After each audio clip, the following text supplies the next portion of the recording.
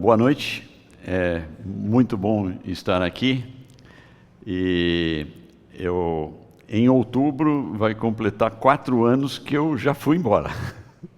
O tempo passa rápido. E se tem uma marca nesses 4 anos, eu tive uma carreira de tecnologia de informação. E realmente uma virada expressiva é a inteligência artificial. Então, para não ser muito diferente, eu acabei usando alguns elementos disso no meu estudo de hoje. Eu queria que vocês vissem essa foto. Essa foto eu pedi para ele montar. Ele fez mais ou menos como eu queria. Qual a marca que existe aqui nessa imagem? Hã? Sorrindo. Exatamente. Todos eles estão sorrindo. E alguma coisa sobre isso eu vou mencionar ao longo do nosso estudo. E eu queria fazer uma experiência. Será que todos podem sorrir? Tem gente que não está sorrindo ainda. É uma experiência interessante. Eu vou começar o nosso estudo fazendo 2 perguntas. E a primeira é essa: o que é felicidade? Muita gente tentou responder essa pergunta. Se você pesquisar, tem bastante gente bem antiga falando sobre o assunto. E a Bíblia também fala bastante sobre o assunto. E vamos tentar ver um pouco de cada. E a outra pergunta, para funilar um pouquinho, é essa: felicidade e pobreza podem andar juntas? Muitos, com o pensamento do mundo, vão dizer que não. Mas vamos ver o que a gente chega. E uma das questões maiores que nós vamos trabalhar é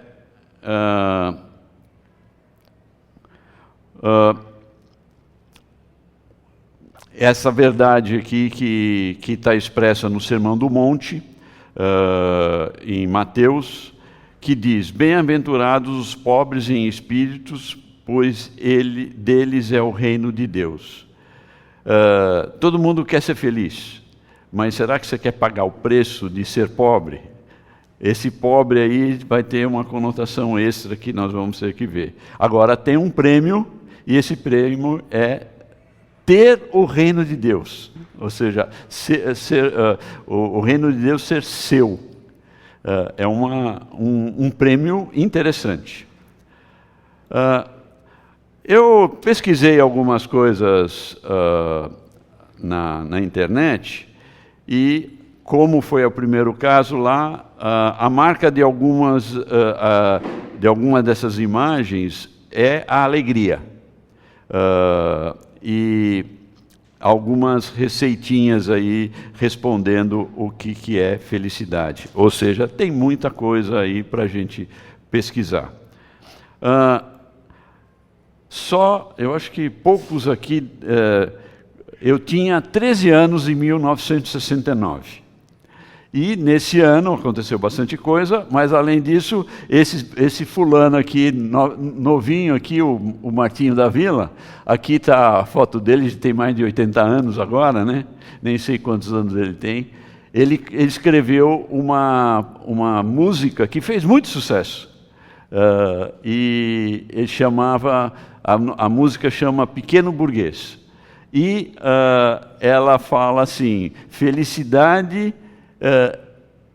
passei no vestibular, mas a faculdade é particular. E não sei quem lembra dessa música, como que é, mas ele está dando uma percepção dele do que é felicidade. Epicuro também deu a sua definição. E é interessante, eu até grifei aqui, que ele quer definir pela ausência. É interessante quando você define alguma coisa pela negação ou pela ausência dele. Então ele fala assim, ter felicidade é não ter dor física. Será que está razoável? E ele também fala que a felicidade não é uma busca desenfreada. Não tem que ser o único motivo seu buscar a felicidade. E ele fala que, ele cita aqui que precisa ser com moderação essa busca. Se a gente andar um pouquinho nesses filósofos, vamos ter Aristóteles. E ele também diz que, ele define como uma negação. E essa negação diz assim, isso não é um estado emocional de prazer, mas a finalidade máxima. Ele ainda fala no final que tem que ser ao longo da vida. Ou seja, se você não é feliz agora, é porque você não foi velho, ainda não é velho, então você não chegou no final da vida para experimentar isso. Mais ou menos seria a percepção do Aristóteles. Tem um filósofo mais recente, está vivo ainda, né? Que ele fala assim que a felicidade é uma vibração intensa e momentânea de plenitude. Ou seja, a vida é feita de pequenos momentos de felicidade. E alguns têm a felicidade de ter mais momentos do que outros, né? E é interessante quando ele fala que quando você experimenta a felicidade, você gostaria que o tempo parasse. Não acontece mais nada, vamos ficar aqui. É interessante que eu tenho uma lembrança de quando eu estava trabalhando no metrô de São Paulo, era jovem, tinha 20 e poucos anos, eu costumava sentar numa mesa para folhear e ler listagens de computador. E naquele tempo era dessa maneira. E daí vinha um cara da manutenção de vez em quando num medidor de umidade, que era com crina de cavalo. Mas ele fazia a coisa com tanta, não sei, era hipnótico. Então aquilo lá para mim era como fosse um momento de felicidade, que demorava poucos minutos, mas acabava. Então é mais ou menos isso que o Cortella fala, né? Que tem um pouco de razão, mas não dá para a gente definir somente assim. Vamos ter alguma definição desse tipo entre os psicólogos, e eu selecionei aqui o Freud e o Viktor Frankl. E também vai um pouquinho na mesma linha. E ele fala aqui que a felicidade, no caso do Frankl, não pode ser o objetivo direto da vida, mas sim um resultado colateral de uma vida com sentido. Também não deixa de ter razão.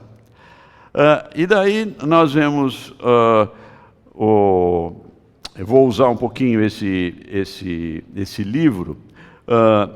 Ele foi lançado em 1978. Então já tem aí bons anos aí, né? Quase 50. E ele foi escrito por John Stott, e ele faz um estudo detalhado do Sermão do Monte como um todo, e fala alguma coisa a respeito da felicidade. Então o que ele fala?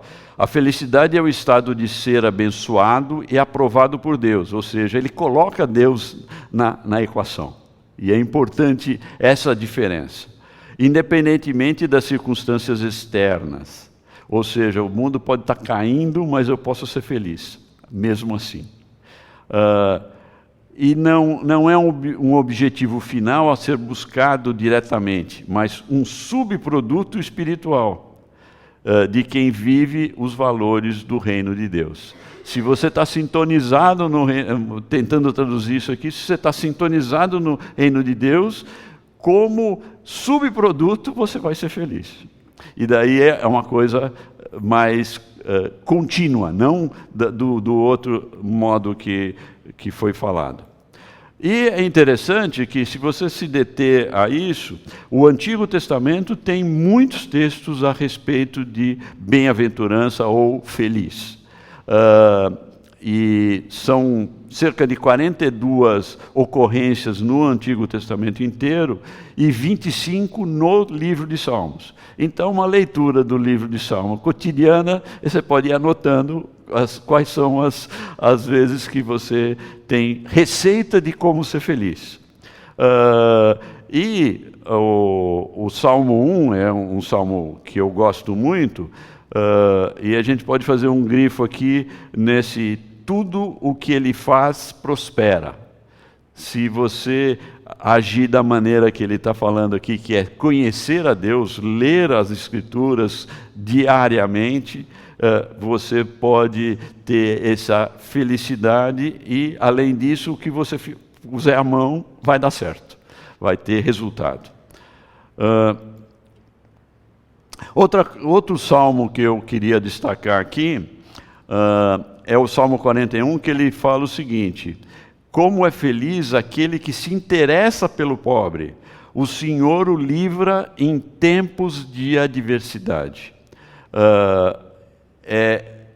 Tem uma certa semelhança com a do Sermão do Monte, o que o Jesus falou, mas ele está com uma outra vertente. Você vai ser feliz se você tiver desejo de contribuir com o pobre para que ele não com suas necessidades. De certa forma, a proposta do sábado que vem é nessa linha. Então, vocês podem ter algumas gotas de felicidade. E eu quero analisar um pouquinho as bem-aventuranças, que são do versículo 3 ao 11 do capítulo 5 de Mateus, verificando um pouquinho que existe uma estrutura. Essa estrutura é assim: ele primeiro fala que você pode ser feliz desde que você aceite, cumpra aquela receita.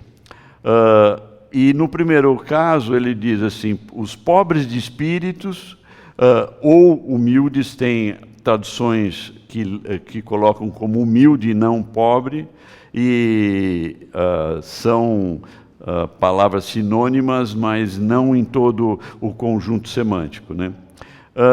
E tem sempre um porquê, ou seja, ligando com o que eu chamaria de recompensa. A segunda coluna aqui dessa tabela é como se você pensasse assim: eu tenho que ter uma essência ou um tipo de prática, e aquilo vai me dar uma recompensa. E essa recompensa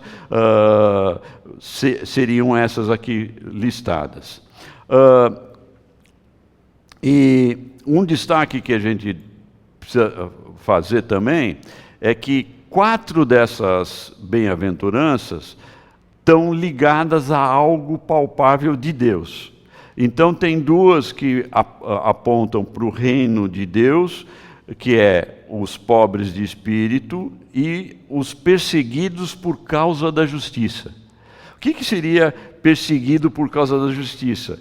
É que você teve algo que você fez que te provocou a estar em maus lençóis com a justiça.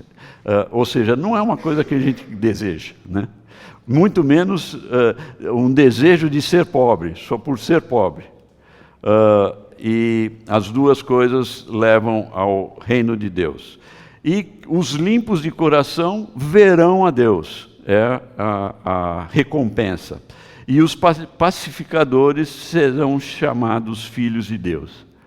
As outras bem-aventuranças são prêmios interessantes, mas só que mais não tão ligados a Deus ou a um lance espiritual. Por exemplo, os que choram serão consolados. Ou seja, o teu motivo constante de chorar vai ser amenizado, vai ser consolado.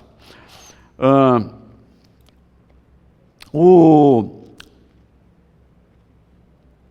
John Stott, no seu livro Contra a Cultura Cristã, ele sintetiza essas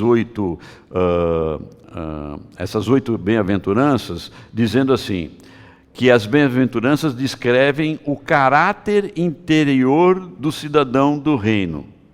Então, o conjunto das bem-aventuranças estão trazendo isso, ou seja, o que é que você precisa ter como caráter?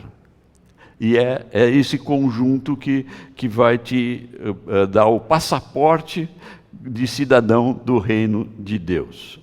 Começam com a humildade do espírito e o pranto pelo pecado, passando pela mansidão, sede de justiça, misericórdia, pureza de coração e capacidade de promover a paz. O resultado natural desse caráter contracultural é perseguição pelo mundo. Por que fala-se contracultural? Porque a cultura normal não te fala para fazer isso. É o outro caminho. E se você pensar um pouquinho em cada um desses passos, a minha escolha não vai ser naturalmente essa, porque isso passa por um pouco de sofrimento. Eu tenho que ficar pensando nos outros, eu tenho que ser misericordioso. Tenho que me incomodar com a falta de justiça. E por isso é contracultural. E vamos tentar agora pensar um pouquinho em o que quer dizer pobre. Tá? A primeira bem-aventurança aponta nesse sentido, né? Pobres em espírito, mas primeiro vamos tentar entender o que é pobreza ou pobre. Essa figura aqui eu também pedi para a Iá fazer, e foi alguma coisa que aconteceu comigo. O Shopping Iguatemi, em São Paulo, é um dos primeiros shoppings que foram construídos lá em São Paulo. E ele é muito luxuoso. E eu lembro que uma vez que eu estive nesse shopping, ao sair pela calçada, a primeira coisa que eu constatei é que tinha um mendigo pedindo esmola ali. É um contrassenso, né? Um lugar de pessoas muito ricas, mas ainda tem a miséria dos pedintes ali. Vamos tentar pensar o que pobreza ou pobre significava na época de Jesus. Uma delas seria, você é pobre se precisa trabalhar. Provavelmente aqui todos se encaixam nessa opção. Ou seja, naquele tempo tinham pessoas que eram abastadas e não precisavam trabalhar. Outra coisa é depender da caridade alheia para sobreviver. Independente de saber qual é a história de um mendigo, de alguém que está pedindo esmola na rua, ele está, de alguma forma, ali dependendo do que dão para ele. Se ele recebe um pouco, ele se sustenta, senão passa fome. Então, poderia pensar que o mendigo é o sem-teto. E eu queria pensar um pouquinho com vocês uma outra coisa. Uma coisa seria a pobreza absoluta de um mendigo, ou de um sem-teto. Outra coisa é a pobreza ou riqueza relativa. Na realidade, infelizmente, a gente se compara. Eu sou pobre porque eu não tenho uma série de coisas que uma pessoa que tem mais posses do que eu. E ao contrário, eu sou rico para outra pessoa porque ela tem menos do que eu. Essa seria a pobreza ou riqueza relativa. E eu achei muito interessante que eu percebi aqui num povoado um exemplo bem típico disso. Eu conheci um casal que os dois são, acho que o cargo deles podia-se dizer que eles são mordomos de uma casa, de um apartamento muito rico. Inclusive, o patrão dele é uma pessoa que foi deputado, é um advogado vitorioso, aí ganha muito bem com isso, e também é dono de uma construtora e incorporadora. E ele mora em São Paulo, nos bairros mais... É uma maior concentração de bilionários no Brasil. São apartamentos assim fantásticos, né? Tipo um apartamento com 1.000 metros quadrados. E esse casal trabalha naquela casa como mordomo, motorista, ela é a faxineira e tudo mais. Vivem na casa. E para as pessoas que estão em volta dela, ela é pobre. Um outro tema que a gente vai pensar aqui é sobre invisível, ou seja, são, de certa forma, invisíveis para aquele contexto. Em compensação, o que aconteceu com esse casal? Eles, no povoado que eles nasceram, aqui povoado de Glória, eles construíram uma casa que é um padrão muito superior ao que tem naquele povoado. Eu visitei essa casa, eles fizeram uma cozinha assim digna de fazer filmagem lá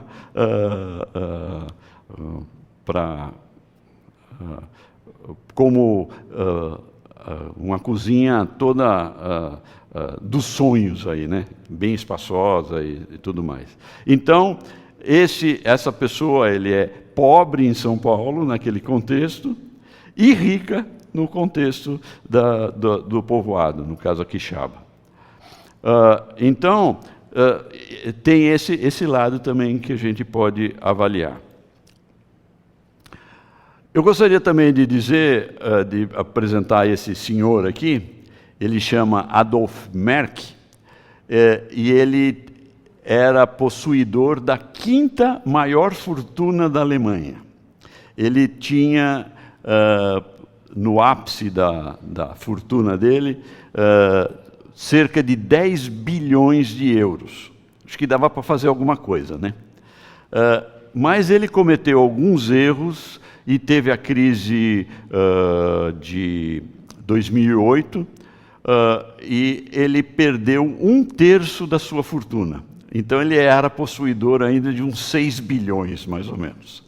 Mas isso foi suficiente para ele se desesperar e cometer o suicídio. Então, nesse caso aí, a riqueza não foi garantia nenhuma para ele. E se você pesquisar, o número de suicídios por causa de dinheiro, por perda de dinheiro, é muito grande. Tá ok? Um outro aspecto que eu queria comentar para vocês, eu já faz vários anos peguei um artigo que, se vocês pesquisarem pessoas invisíveis na USP, vai ver um trabalho acadêmico de um psicólogo da USP. Ele se vestiu ou trabalhou como gari durante 10 anos para construir a sua tese. E ele queria entender o que os invisíveis sentem. Então ele fala que quando ele estava vestido de gari, os professores, os colegas dele nem o reconheciam. Mas quando ele estava vestido normal, tinha a vida normal dele. Então é como se essa imagem aqui dissesse muito, né? Você tem uma força que te faz não querer ver a realidade da pobreza. Agora, tentando fazer uma outra abordagem aqui, que é verificar aonde que Mateus emprega a expressão pobre. E o que aconteceu? Olha que interessante. João Batista mandou alguns dos seus discípulos perguntarem para Jesus se Jesus era ele mesmo ou eles tinham que esperar outro. E daí Jesus responde, como? Voltem e anunciem a João o que vocês estão ouvindo e vendo. Os cegos veem, os mancos andam, os leprosos são purificados, os surdos ouvem, os mortos são ressuscitados. E aí o mais interessante, as boas novas são pregadas aos pobres. Ou seja, pegando aquele conceito de invisível, Jesus estava interessado em falar e proclamar o Evangelho para aqueles que não valiam nada, que eram invisíveis. E ainda ele completa, feliz é aquele que não se escandaliza por minha causa. Ou seja, até junta a questão de felicidade com pobreza. Um outro caso, que também é muito conhecido, é do jovem rico. E daí o que Jesus fala para ele? Se você quer ser perfeito, vá, venda os seus bens e dê o dinheiro aos pobres, e você terá um tesouro no céu, depois venha e siga-me. Então é outra vez que Mateus usa a palavra pobre, ou que também em alguns casos é traduzido como humilde. Esse perfume poderia ser vendido por alto preço e o dinheiro dado aos pobres. O que foi aqui? Uma mulher tinha um perfume precioso e quebrou esse perfume na cabeça de Jesus, ungindo, né, a cabeça de Jesus. E daí as pessoas ali, principalmente o Judas, falou assim, poxa, mas em vez de gastar esse dinheiro só com Jesus, podia dar aos pobres, né?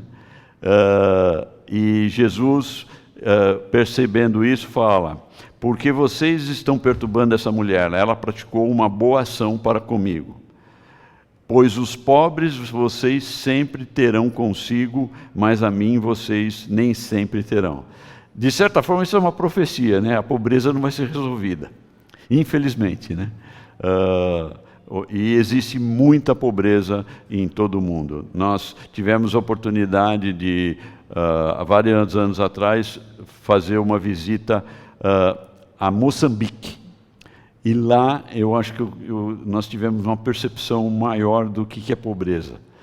Existem pequenas ilhas naquele país de prosperidade, mas a população em geral vive com muito pouco. Eu passo agora a ver um pouquinho a semelhança. Tem 3 palavras aí: pobre, humilde e manso. E elas estão, dependendo da tradução, usando uma forma ou outra. Mas só que a palavra usada para manso, ela tem um número de vezes ou de ocorrências em Mateus menor, que seria, bem-aventurados os mansos, pois eles receberão a terra por herança. E também ela é usada para Jesus quando houve a entrada triunfal de Jesus em Jerusalém. Digam à cidade de Sião, eis que o seu rei vem a você, humilde e montado num jumentinho, cria de jumenta. E mais uma ocasião que essa palavra aparece a beleza de vocês não deve estar nos enfeites exteriores. Claro que está falando das mulheres. Como cabelos trançados e joias de ouro ou roupas finas. Pelo contrário, esteja no seu interior, que não perece, beleza demonstrada num espírito dócil. Aí seria o manso.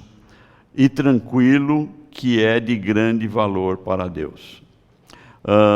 Então, essas são as vezes que essas duas palavras são mencionadas e elas têm uma certa semelhança. E a gente deve lembrar que manso, o que é um animal manso? Por exemplo, um cavalo manso. Ele é um cavalo que tem poder, ele tem capacidade de ferir as pessoas, mas ele se comporta e obedece ao comando. E isso é ser manso, não é não ter força, mas controlar a força que você tem. Então,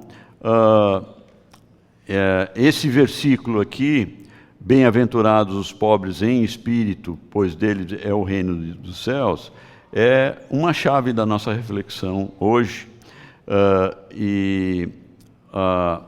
O que seria a pobreza espiritual? Basicamente, a gente pode dizer que se você, ou pensando um pouquinho no que acontece muito com os ricos nesse mundo, é achar que as suas posses e achar que o que você tem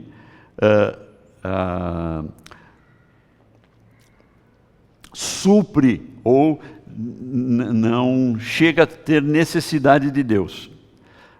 E essa seria talvez a grande questão aí, quando você não necessariamente tem uma pobreza extrema, mas você depende realmente de Deus. E por isso o teu propósito de vida e tudo mais está diante de reconhecer que Deus é que te promove tudo o que você é. Eu quero também trazer um pouco do que o Stott falou sobre pobre em espírito, que ele diz assim: a falência espiritual é ser humilde de espírito, ou pobre de espírito. Significa reconhecer eu já estou falando demais.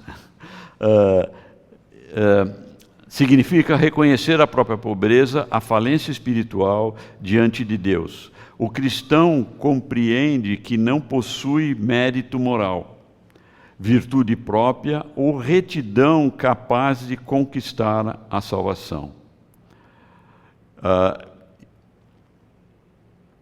E a recompensa o reino de Deus, dos céus, pertence àqueles que abandonam todo o orgulho e se lançam inteiramente na dependência da graça divina. Então, a gente poderia sintetizar aqui que a pobreza em espírito é depender totalmente em Deus. Um rico pode ser pobre em espírito se não confiar em sua riqueza, mas na poderosa mão de Deus. Um pobre pode não ser pobre em espírito porque confia na sua força. Ok? Isso aqui foi o que eu queria comentar com vocês e deixar esse recado. Reflitam nas bem-aventuranças. É uma leitura que leva poucos minutos, mas foi o princípio do grande discurso de Jesus. A nossa esperança está na vida eterna e está diante do reino de Deus.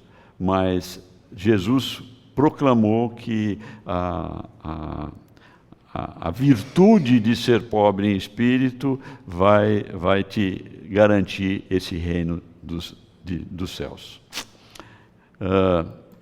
E obrigado por esse tempo.